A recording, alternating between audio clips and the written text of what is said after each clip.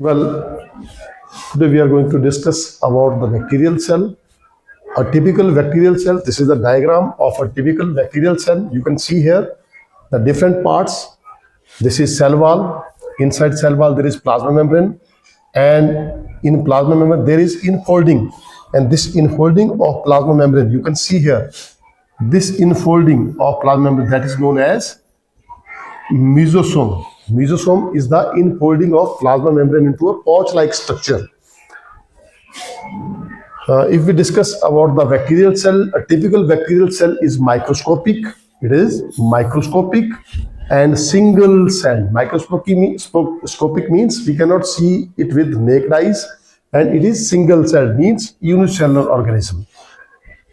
Bacteria are prokaryotic organisms. Prokaryotic in origin mean prokaryotic का मतलब ये होता है कि जिनका जो जेनेटिक मटेरियल है, दैट इज डीएनए, जो नेक्ड होता है, और उस डीएनए को हम बोलते हैं न्यूक्लियोइड. हमने प्रोकैरियोटिक और यूकैरियोटिक के बीच में डिफरेंस पढ़ा है. तो प्रोकैरियोटिक ऑर्गेनिज्म वो होते हैं जिनका डीएनए ऐसे ही पड़ा होता है inside the cytoplasm without nuclear involve, वो होते हैं प्रोकैरियोटिक. और इसको हम बोलते हैं nucleoid. That DNA is known as nucleoid. Where as in eukaryotic organism, उनका जो डीएनए है वो वेल बॉन्ड होता है न्यूक्लियर इन्वॉल्व के बीच में. उनका जो जेनेटिक मटेरियल है वो न्यूक्लियर इन्वॉल्व के बीच में बॉन्डेड होता है. तो इस प्रकार से हम इसको बोलेंगे कि बैक्टीरिया आर प्रोकैरियोटिक. भाई bacteria prokaryotic because there genetic material is not bonded bye nuclear involves. उनका नेक्ड जेनेटिक मटेरियल है. इसमें अब वही बात आती है कि इसमें मेम्ब्रेन, वही बात आती है कि मेम्ब्रेन बॉन्ड न्यूक्लियस जो है वो लैकिंग है. मींस इट इज न्यूक्लियस नहीं होगा तो यहाँ क्या क्या होगा, न्यूक्लियोइड प्रेजेंट है. न्यूक्लियोइड, ये जो न्यूक्लियोइड है इसको हम बोलेंगे न्यूक्लियोइड है ये. और इनका साइज की बात करें तो 0.5 to 5 माइक्रोन साइज होता है इसका.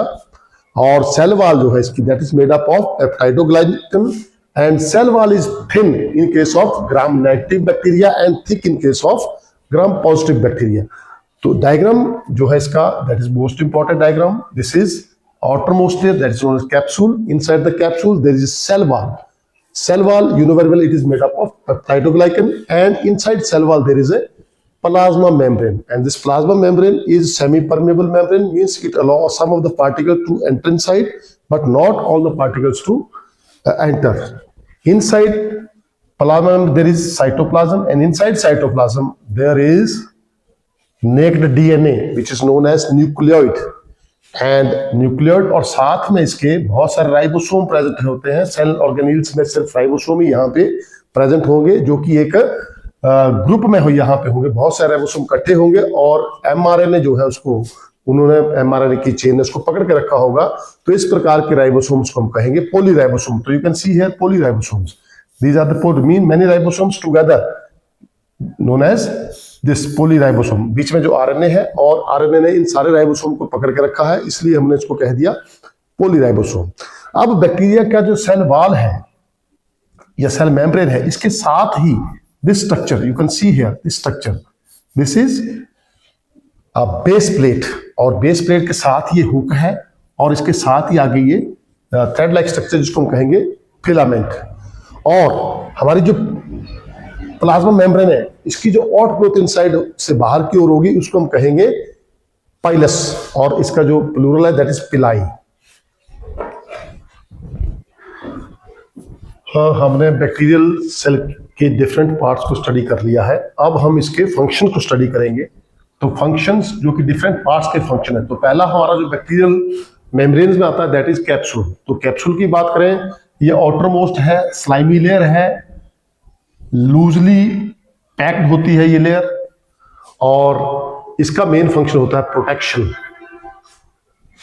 और दूसरा जिसका काम है, पहला तो इसका प्रोटेक्शन आ गया काम, दूसरा आता है इट इंक्रीजेस विरुलेंस. मींस ये बैक्टीरिया की जो विरुलेंस है, मीन टॉक्सिसिटी, घातक क्षमता, मारक क्षमता, इसको बढ़ाती है ये.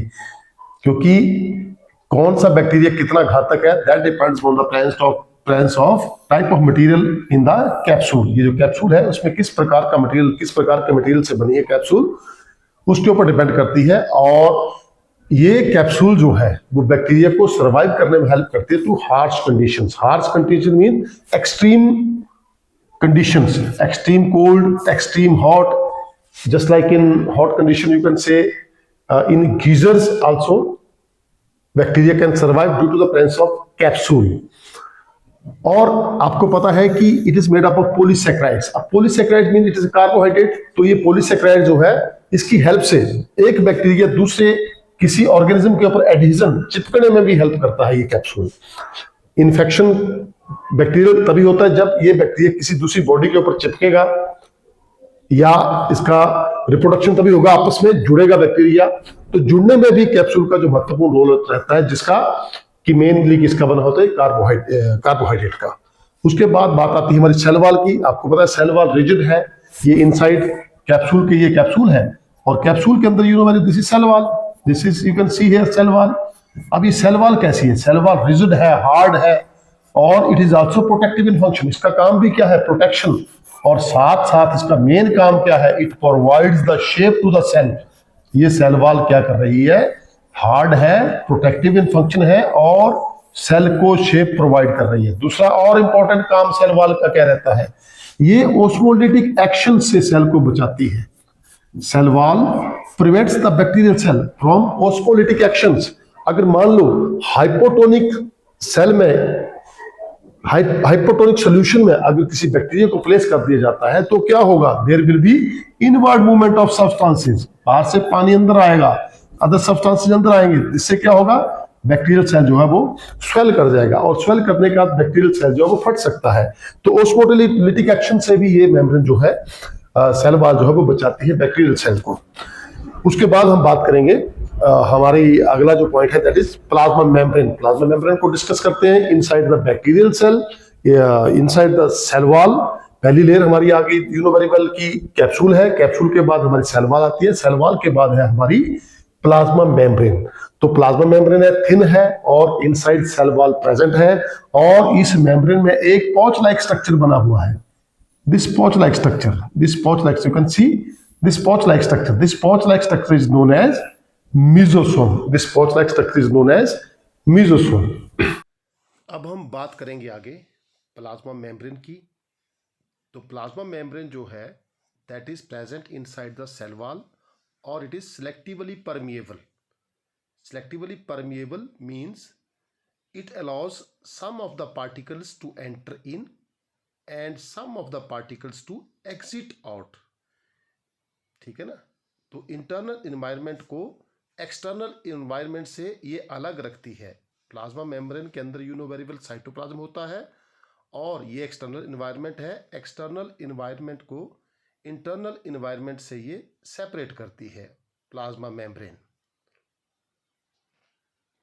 उसके बाद आता है फंक्शंस ऑफ प्लाज्मा मेम्ब्रेन. तो फंक्शनल की बात करें कि it control the transport of material outside और इनसाइड. बाहर की तरफ कोई मटेरियल अंदर से बाहर जाएगा, और बाहर से अंदर आएगा मटेरियल. तो इसका कंट्रोल जो है वो प्लाज्मा मेम्ब्रेन करती है, due to its selectively permeability, due to its selective permeability, because you know very well it is semi permeable और selectively permeable membrane. इसलिए इसका काम जो है इन और एग्जिट को सपोर्ट करना है. दूसरा ये काम होता है कि साइटोप्लाज्म जो है वो फ्लूइड है इनसाइड द प्लाज्मा मेम्ब्रेन, और उसके अंदर various kinds of materials, organelles just like ribosomes, naked nucleus, और extra chromosome that is plasmid is also present. तो ये maintain the shape of the cell through cytoskeletal elements. तो cytoplasm के जो अंदर एलिमेंट्स प्रेजेंट होते हैं उनको हम क्या कहेंगे? Cytoskeletal elements. और अगला ये काम करते हैं allow the cell to receive signals and respond to the environment. इस जो प्लाज्मा मेम्ब्रेन है, ये बाहर से जैसे हार्मोन्स और पूरे सिग्नल को कंट्रोल करती है, और एंड में ये क्या करेगी? It maintain the homeostasis and metabolism. Cytoplasm के अंदर की कांस्टेंट कंडीशन को बनाए रखना, इसको हम कहेंगे ऑस्मो रेगुलेशन को बनाए रखना, इसको हम कहेंगे homeostasis. And metabolism, you know very well all the biochemical reactions which are going inside the body of living organism, that is known as metabolism. ठीक है? तो ये manages the movement of, it also manages the movements of ions, and it contain to maintain the homeostasis, तो homeostasis को maintain करने के लिए भी प्लाज्मा मेम्ब्रेन का जो है वो बड़ा ही महत्वपूर्ण रोल रहता है, क्योंकि प्लाज्मा मेम्ब्रेन जो है सेमी परमेबल है और इंटर्न एग्जिट और inside movement outside to substances coming inside and inside substances going outside, that also through plasma membrane. Now I will discuss with you about the mesosome. This mesosome, it is the infolding of the plasma membrane. Plasma membrane की infolding into pouch like structure. So once again I will say that mesosome is the invagination of plasma membrane. I will draw here. This is the cell wall, and inside cell wall there is a pouch-like structure. That pouch-like structure is known as mesosome. This mesosome is a pouch-like structure. As I discussed earlier, you can call it as it is the infolding of plasma membrane. Infolding plasma. अब इसके बात करेंगे functions of mesosome. तो पहला function है इसका cellular respiration.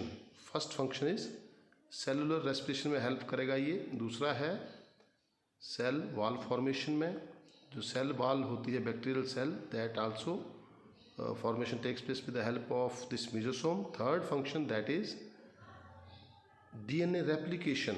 You know very well, जब bacteria increase करेगा नंबर में तो DNA जो है रेप्लिकेट करेगा. और चौथा काम है इसका surface area increase in surface area. Surface area की एक्सटेंशन होगी या इंक्रीज होगा, जिससे एरिया बढ़ेगा. किसके लिए? रेस्पिरेशन के लिए एरिया इंक्रीज होगा. जैसे इनफोल्डिंग को हम अगर इसको फैला दें तो इसका सरफेस एरिया जो है वो बढ़ जाएगा. तो इसलिए हम कह सकते हैं कि पहला फंक्शन सेल रेस्पिरेशन है, दूसरा फंक्शन सेल वॉल फॉर्मेशन है, तीसरा है डीएनए रेप्लिकेशन और चौथा है increase in surface area. These all are the functions of this mesosome. और ये पूछे जा सकते हैं एग्जाम में. और सबसे बड़ी बात अगर आपको बताऊं कि mesosome is present only in gram positive bacteria. तो हमने बैक्टीरियल सेल को डिटेल में डिस्कस किया, डिफरेंट पार्ट्स के स्ट्रक्चर को डिस्कस किया, और आज हमने डिस्कस किया structure of this mesosome and the functions of this mesosome. I think it is very much clear. And this you can say कि डीएनए जो नेक्ड है, बैक्टीरियल सेल के अंदर डीएनए नेक्ड है, और नेक्ड डीएनए को हम क्या कहेंगे? न्यूक्लियोइड. तो genetic material of bacterial cell is known as nucleoid. कई बार राउंडेड स्ट्रक्चर होता है प्रेजेंट साइटोप्लाज्म में, इसको हम बोलते हैं प्लाज्मिड.